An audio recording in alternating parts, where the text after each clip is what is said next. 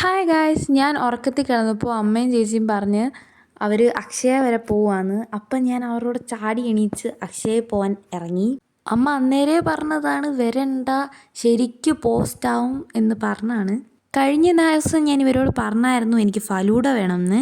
അപ്പോൾ അതുകൊണ്ട് ഇവരെങ്ങാനും രണ്ടുപേരും കൂടെ ഒറ്റയ്ക്ക് പോയി എന്നെ കൂട്ടാതെ ഫലൂഡ കഴിച്ചാലോ എന്നോർത്ത് ഞാൻ ഇവരുടെ ചാടി ഇറങ്ങിയതാണ്. അമ്മ അന്നേരേ പറഞ്ഞായിരുന്നു പിന്നീട് ഒരു ദിവസം വാങ്ങിച്ചു തരാം, ഇന്ന് അക്ഷയയിലാണ് പോകുന്നത്, അവിടെ നിന്ന് പോസ്റ്റാവും, വരണ്ട എന്ന് പറഞ്ഞായിരുന്നു.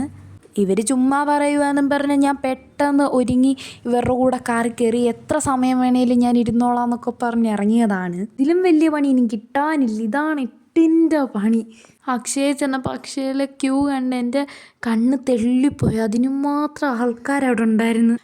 കുറച്ച് നേരമൊക്കെ ഞാൻ വിചാരിച്ച് കസേരയിലിരുന്ന് ഫോണൊക്കെ നോക്കിയിരിക്കാം, അത് കഴിയുമ്പോൾ ഇറങ്ങാമല്ലോ, ഒരു 10 മിനിറ്റ് 15 മിനിറ്റ് അവിടെ ഇരുന്നാൽ മതിയല്ലോ എന്ന് ഓർത്തിരുന്നതാണ് കുറച്ച് നേരം. 9:45 ചെന്ന ഞങ്ങൾ ഇറങ്ങിയത് 1 മണിയായപ്പോഴാണ്. അവിടെ നിന്ന് എങ്ങനെയൊക്കെയോ ഇറങ്ങി. അത് കഴിഞ്ഞ് വിശന്ന് ദാഹിച്ച് ഇറങ്ങിയപ്പോൾ വണ്ടി ദൂരെ, ആ നട്ടപ്ര വെയിലത്തൂടെ അത്രയും ദൂരം നടന്ന് ഉരിഞ്ഞ് കത്തുന്ന വെയിലത്ത് എങ്ങനെയൊക്കെയോ വണ്ടിയിൽ കയറി ഇരുന്ന്. അമ്മയ്ക്ക് വീണ്ടും ഒത്തിരിയിടത്ത് പോകാനുണ്ടായിരുന്നു. ആ തിരുവല്ല മൊത്തം ഞങ്ങൾ കറങ്ങി.